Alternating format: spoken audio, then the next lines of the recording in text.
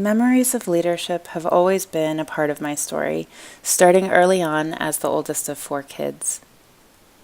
I loved creating games for my siblings and making up worlds for us to live in. And I was also influenced by independent young leaders I read about in books like The Secret Garden, Matilda, and Ferdinand.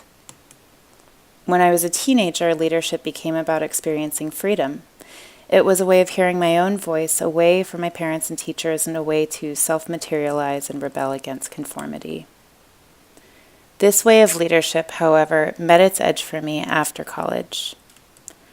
Isolated leadership through only assertion and willpower can be a driver for others around, but with only an outward trajectory, leadership has a limit. Integrated social leadership requires an inward process to match its outward path. I like to think of our outward actions as roadmaps and our inner emotional life as our navigation tools. It really is the difference between treading water and swimming across a bay.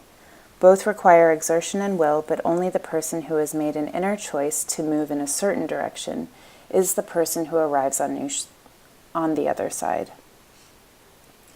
I began to realize how unmoored I was from my inner experience.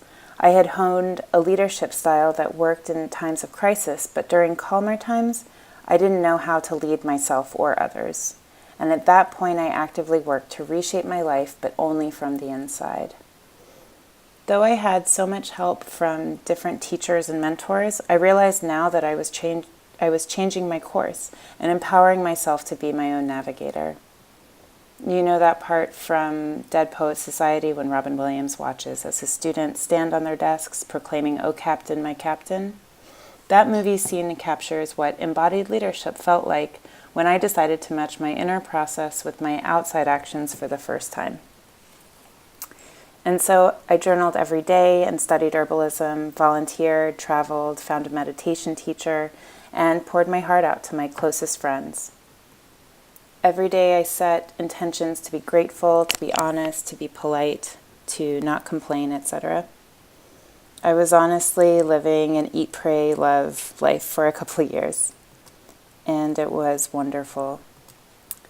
But my practice eventually has fallen back to the center, and with that, hopefully a more practical and balanced design for living.